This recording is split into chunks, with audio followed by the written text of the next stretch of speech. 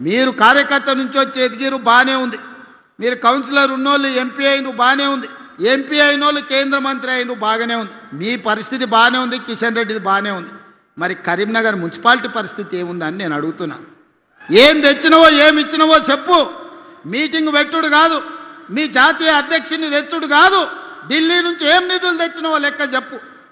అది మాత్రం శాత కాదు. చేసేటోళ్ళ కాళ్ళల్లో కట్టె పెట్టురు వాళ్ళతో చేరి. గట్లాంటి వాళ్ళతో ఇవ్వడానికి చేరుతాడే. బయటికి మాట్లాడుతావు కానీ లోపల ఏం జరుగుతుందో నీకు తెలియదా? బండి సంజయ్ గారు, మీ నాయకత్వం కేసీఆర్ కేటీఆర్తో ఎట్లా కలిసిపోయినో మీకు తెలియదా? మీ కిషన్ రెడ్డి ఎప్పుడైనా హైదరాబాద్లోకి వాళ్ళకు వ్యతిరేకంగా మాట్లాడిండా? మీ కిషన్ రెడ్డికి నోరని తెరిసే ధైర్యం ఉందా కేసీఆర్కు కేటీఆర్కు వ్యతిరేకంగా? బండి సంజయ్ గారు మీకు కనిపిస్తలేదా మీ నాయకులు ఎవరెంబడి తిరుగుతుర్రో?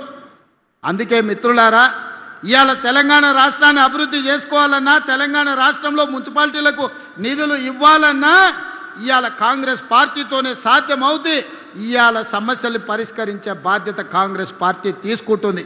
అందుకే మిత్రులారా, ఇంత మంచి కార్యక్రమాన్ని ఏర్పాటు చేసి అభివృద్ధికి పునాదులు వేసుకొని ఇవాళ మనం ముందుకు వెళ్ళాలనుకుంటున్నాం.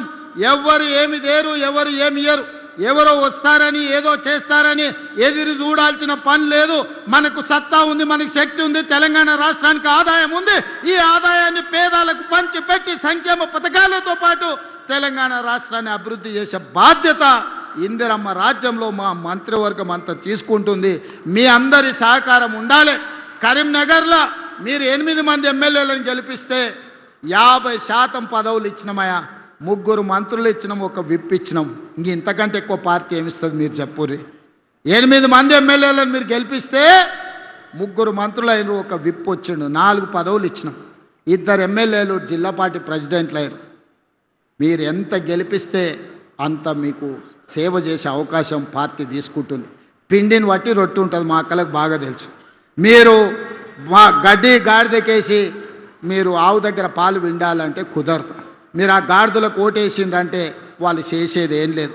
దయచేసి మంచోళ్ళని ఎన్నుకోండి, కౌన్సిలర్లుగా, కార్పొరేటర్లుగా, మంత్రులతో కలిసి పనిచేసేటోళ్ళని ఎన్నుకోండి, మీ సమస్యల్ని తెలిసిన వాళ్ళని ఎన్నుకోండి, మీతోని మర్యాదగా ఉండేటోళ్ళని ఎన్నుకోండి. మున్సిపల్ మంత్రిగా మీకు నిధులు ఇచ్చే బాధ్యత నాది. మళ్ళీ కరీంనగర్ మున్సిపల్ కార్పొరేషన్కు వస్తా, కరీంనగర్ కార్పొరేషన్ అభివృద్ధి చేస్తా. ఎట్టి పరిస్థితుల కరీంనగర్ గడ్డ మీద కాంగ్రెస్ పార్టీ జెండా ఎగరాలి. ఎగరడానికి మీ అందరి సహకారం ఉండాలి. మీరందరు సిద్ధమేనా? చొప్పదండితో పాటు కరీంనగర్ 15 మున్సిపాలిటీలు గెలిపించడానికి సిద్ధమేనా? సిద్ధమేనా? సిద్ధమేనా? సిద్ధమేనా? సిద్ధమా అక్క? సిద్ధమన్నోళ్ళందరూ చేయి పైకెత్తురి. జై కాంగ్రెస్, జై జై